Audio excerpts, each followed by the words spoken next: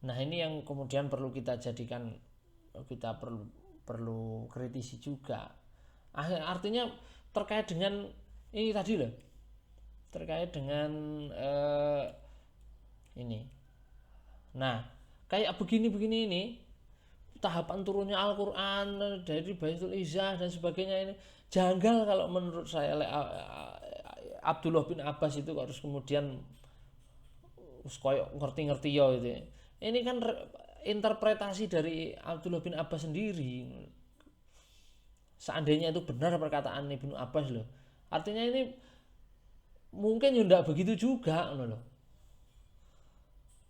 Apalagi kalau ternyata yang diucapkan Ibnu Abbas ini ternyata bukan perkataannya Ibnu Abbas, tapi murid-muridnya Ibnu Abbas ini yang kemudian bilang kepada murid-muridnya setelahnya bahwa Ibnu Abbas dulu pernah bilang begini, padahal mungkin enggak. Nah, maka telusur riwayat ini menjadi penting sekali. Makanya sinau sejarah itu penting. Sampeyan kudu ndelok jadi biar kita ini paham. Nah, Abdullah bin Abbas ini hanya sebentar bersama Nabi Muhammad.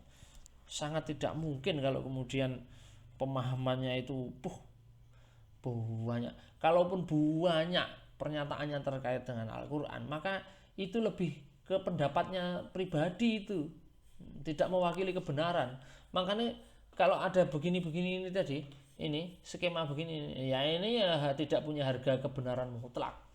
Orang kalau terus baru aku ora percaya ngene iki, ora gak percaya iki terus berarti aku ki ora beriman. Ndak begitu juga. Ibnu Abbas itu banyak tafsir-tafsirnya itu yang mambu-mambu klenik itu, termasuk masa Isra Mi'raj itu juga begitu. Itu, belum saya baca ya tapi. Nah, maka terus kita apa yang bisa kita pakai? Ya, yang bisa kita pakai ya kita harus menggali informasi Al-Quran itu karena kita yakin Al-Quran itu yang benar. Maka kita perlu merumuskan pendekatan Al-Quran, memakai pendekatan yang lebih pas lah untuk memaknai tahapan turunnya Al-Quran ini. Kalau kita lihat dari Al-Quran sendiri, ada kata nazala, ada kata anzalna, itu kalau yang jelas begini, singkat penjelasannya seperti ini.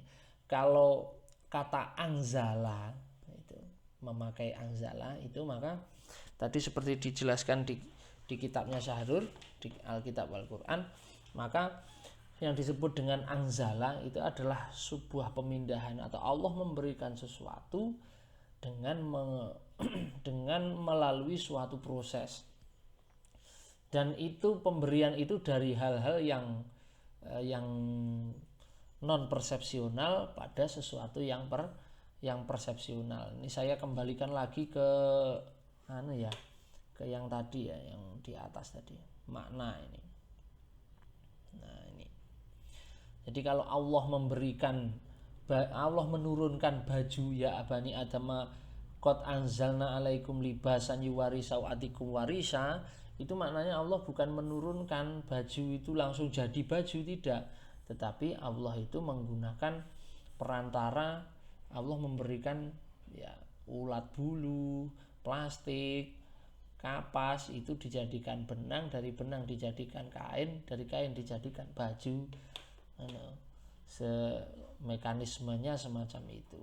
Terus kemudian juga di surat Al-Hadid, nah ini, wa anzalnal hadid fihi ba'sun syadidun wa manafi'u linnas wa liya'lamallahu may yansuruhu wa rusulahu bil ghaib.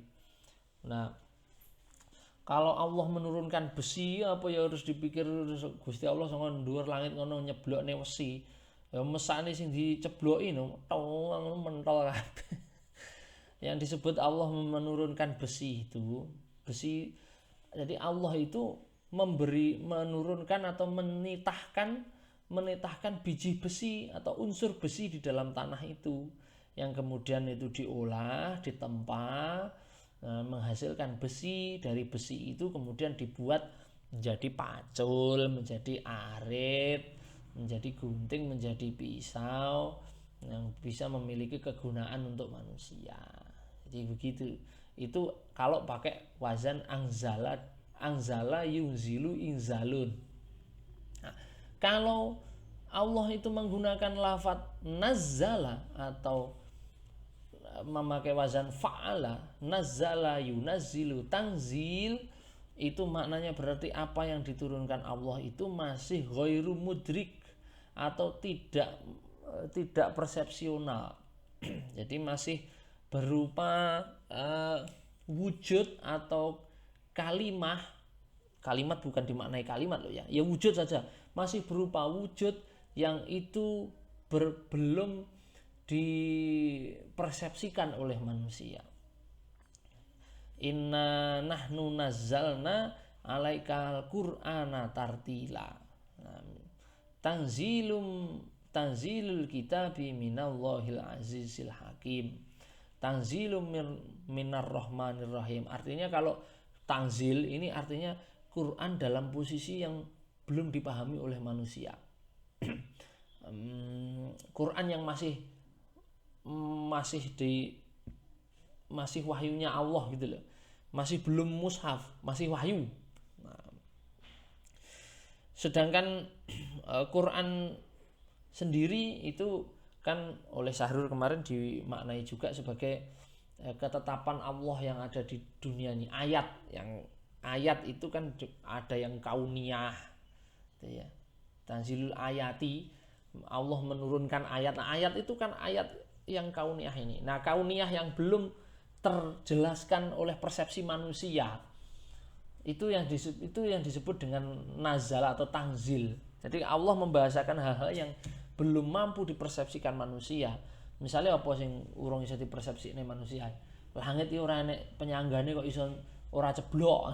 Misalnya ora enek cagake. Nah, itu yang belum dipersepsikan manusia itu Allah biasanya memakai istilah nazala atau tanzil. Nah, lebih lengkapnya ini bisa disimak di videonya yang nanti akan saya linkkan di dalam link e-learning. Nah, saya kira itu saja yang bisa kita sampaikan. Yang jelas bahwa pemaknaan kalau soal Ibnu Abbas tadi itu gimana Pak? Riwayatnya Ibnu Abbas itu kita tidak usah pakai riwayatnya Ibnu Abbas itu. Wong kita pakai konsep kalam Allah dari kehendaknya Allah, lalu oleh Allah diberikan pada malaikat Jibril, terus sama malaikat Jibril diberikan pada Nabi Muhammad, itu sudah cukup mewakili tahapan penurunan Al-Quran. Kalau kita memakai pendapatnya Ibnu Abbas itu menjadi imajiner sekali, menjadi tidak logis dan tidak rasional. Langit dunia itu maksudnya ngendi saja? Planet Mars, Jupiter, apa ngendi? Jadi tidak rasional gitu. Ya walaupun Ibnu Abbas itu radhiyallahu anhuma, ya kita radhiyallahu anhuma tetap doakan, tetapi secara konsepsi pemikiran kalau kita lihat dari profil riwayat hidupnya yang hanya sebentar bertemu dengan Nabi Muhammad, hanya 4 tahun 5 tahun itu, ya menjadi janggal kalau kita kemudian menggunakan dasarnya Ibnu Abbas itu, apalagi berkaitan dengan pewahyuan atau pemunculan Al-Quran. Wong dia sendiri aja tidak menyaksikan turunnya wahyu, itu banyak yang tidak menyaksikan kok.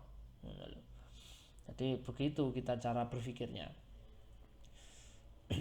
Dan lagi pula fakta-fakta sejarah itu kan sudah menunjukkan bahwa turunnya Al-Quran itu tahapannya ya begitu, dari kalam Allah yang absurd yang kita tidak bisa memaknainya, lalu diilhamkan kepada Jibril. Nah, dari Jibril diturunkan kepada Nabi Muhammad. Nah, terus maknanya inna anzalnahu fi lailatul qadar itu maksudnya bagaimana? Ya hu-nya itu jangan hu-nya itu tidak perlu kita maknai sebagai keseluruhan ayat Al-Qur'an juga toh. Kan begitu. Kalau hu-nya itu kita maknai sebagai ayat pertama yang turun kan juga sangat mungkin, probabilitasnya kan tetap ada. Ada kemungkinan untuk itu. Tidak kok terus maknanya itu kalau inna anzalnahu fi apalagi terus syahrul Ramadan alladzi unzila fihil Quran, itu terus semua maknanya Quran kan juga tidak bermakna seperti itu juga. Gitu loh maksudnya.